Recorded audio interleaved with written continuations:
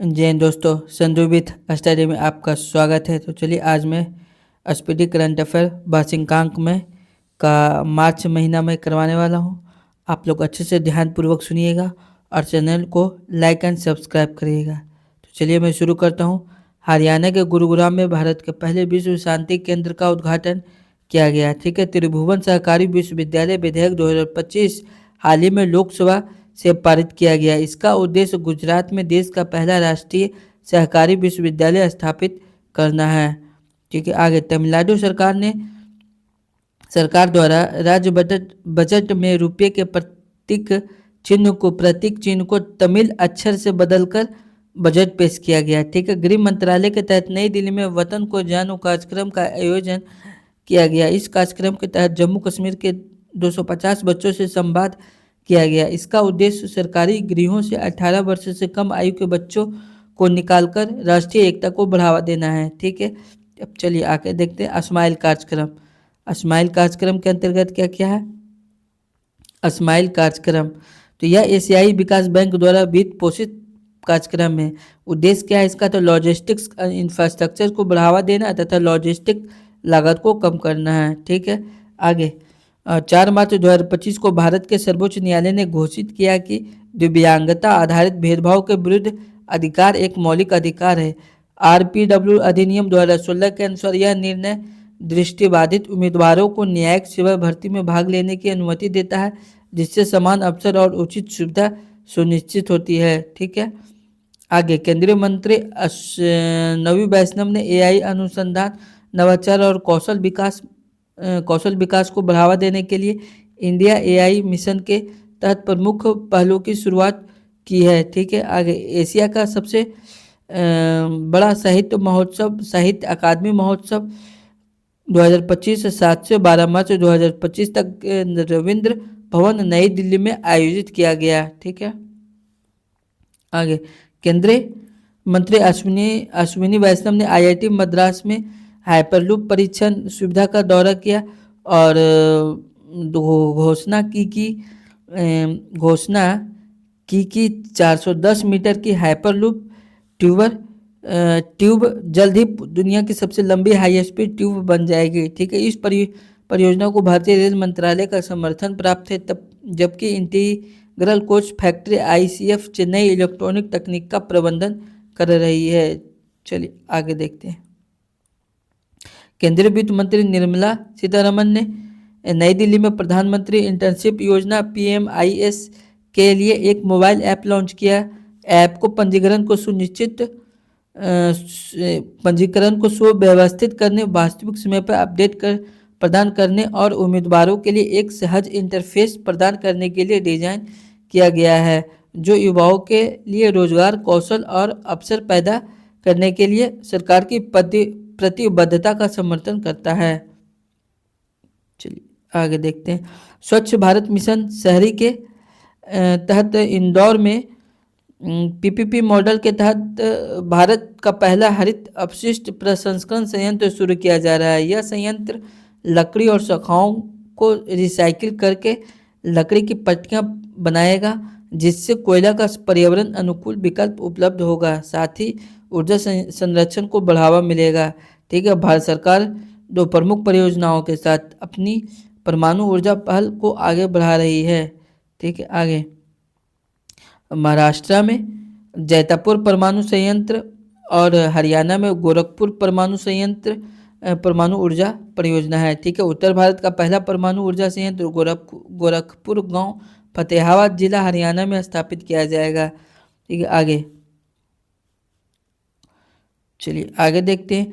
Telematics विकास केंद्र सीडॉट ने दूरसंचार और आईटी में नवाचार को बढ़ावा देने के लिए एक इंक्यूबेशन कार्यक्रम समर्थ लॉन्च किया है। यह कार्यक्रम दूरसंचार सॉफ्टवेयर, साइबर सुरक्षा, 5G, 6G, एआई, आईओटी और क्वांटम टेक्नोलॉजी सहित क्षेत्रों में स्टार्टअप को समर्थन देता है, जिसमें एसटीपीआई कार्यान्वयन भागीदार है।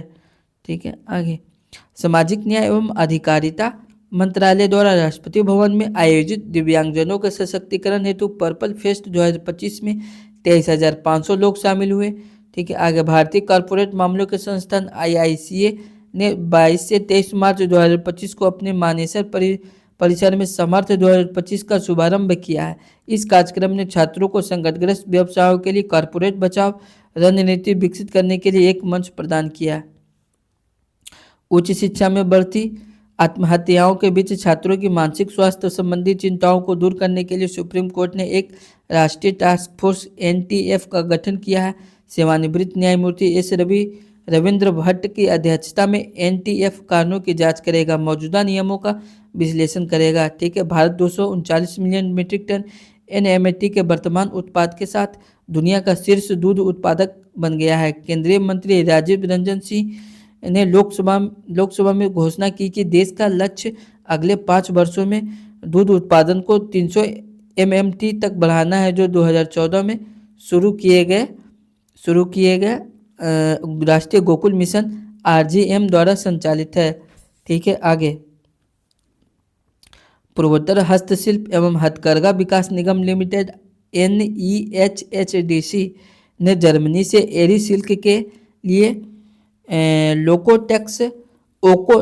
ओकोटेक्स प्रमाणन प्राप्त करके एक महत्वपूर्ण उपलब्धि हासिल की है। यह विश्व स्तर पर मान्यता प्राप्त प्रमाणन पुष्टि करता है कि एरी सिल्क हानिकारक पदार्थों से मुक्त है और अंतर्राष्ट्रीय सुरक्षा और गुणवत्ता मानकों को पूरा करता है। ठीक है, आगे नई दिल्ली में युगीन भारत भारतीय संग्रहालय को सेंट्रल विस्टा पुनर्विकास परियोजना के हिस्से के रूप में उत्तर और दक्षिण ब्लॉक में स्थापित किया जाएगा। ठीक है, यह संग्रहालय फ्रांस म्यूजियम डेवलपमेंट के तकनीकी सहयोग से भारत की सभ्यता और सांस्कृतिक विरासत को प्रदर्शित करेगा तथा देश के अतीत, वर्तमान और भविष्य की एक गहन यात्रा प्रदान करेगा। सूक्ष्म लघु एवं मध्यम उद्यम के वर्गीकरण में महत्वपूर्ण संशोधन किया गया है, जो कि 1 अप्रैल 2025 से लागू किया जाएगा। जैसे सूक्ष्म उद्यम 2.5 करोड़ था और पहले 1 करोड़ था, और टर्नओवर कितना होगा, निवेश और टर्नओवर कितना होगा, तो 10 करोड़ होगा, पहले 5 करोड़ था। ठीक है, लघु उद्यम 25 करोड़, पहले 10 करोड़ था, अब हो गया, और टर्नओवर कितना होगा, तो 100 करोड़ और पहले था 50 करोड़। ठीक है, मध्यम उद्यम 125 करोड़ और पहले था 50 करोड़, और टर्नओवर कितना होगा, 500 करोड़, पहले था 250 करोड़। ठीक है, आगे आगरा में आयोजित ताज महोत्सव 2025 की थीम धरोहर हेरिटेज है। ठीक है, Indian council of medical research की ओर से 6 राज्यों मध्य प्रदेश, महाराष्ट्र, मेघालय, ओडिशा, आंध्र प्रदेश एवं कर्नाटक में एक अध्ययन शुरू किया जा रहा है। ठीक है, इसके तहत कुपोषण को समाप्त करने हेतु टेक होम राशन का परीक्षण किया जाएगा। आंगनबाड़ी केंद्रों में कुपोषित बच्चों को 1 साल तक खिलाकर कुपोषण खत्म हो रहा है या नहीं, यह परीक्षण किया जाएगा। ठीक है, आगे one nation one port process का अनावरण सर्बानंद सोनोवाल ने किया। ठीक है, इसका उद्देश्य देश के सभी प्रमुख बंदरगाहों में दस्तावेजीकरण और प्रक्रियाओं में एकरूपता लाना है। ठीक है, गुजरात के गिफ्ट सिटी में ऑस्ट्रेलिया भारत खेल उत्कृष्टता फोरम का आयोजन 5 से 6 मार्च को किया गया है। ठीक है, नोएडा एयरपोर्ट के पास ओलंपिक सिटी बनेगी। 52.4 हेक्टेयर में ओलंपिक स्पोर्ट्स पार्क बनाया जाएगा। ठीक है, आगे भारत दुनिया का सबसे बड़ा उत्पादक निम्नलिखित क्षेत्रों में है: दूध, मसाले, दालें, जूट, केला, नैनो यूरिया, नैनो DAP। ठीक है, भारत अपना पहला अपतटीय हवाई अड्डा बधावन पोर्ट मुंबई के निकट कृत्रिम द्वीप पर बनाएगा। ठीक है, मध्य प्रदेश के माधव राष्ट्रीय उद्यान को मध्य प्रदेश का 9वां तथा देश का 58वां टाइगर रिजर्व घोषित किया गया है। ठीक है, देश का पहला अस्थायी कलाग्राम प्रयागराज में बनेगा। फिट इंडिया कार्निवाल का उद्घाटन मनसुख मंडाविया ने नई दिल्ली में किया। ठीक है, फिट इंडिया आइकन के रूप में आयुष्मान खुराना को चुना गया है। ठीक है, केंद्र सरकार द्वारा जम्मू कश्मीर के अलावा केसर उत्पादन हेतु सिक्किम, अरुणाचल प्रदेश, मेघालय में मिशन केसर चलाया गया, जो कि 2010-11 में राष्ट्रीय केसर मिशन जम्मू और कश्मीर में चलाया गया था। ठीक है, IRDAI इरडई ने भारत की पहली निजी पुनर्बीमा कंपनी वैल्यूएटिक्स इंश्योरेंस को मंजूरी दे दी है।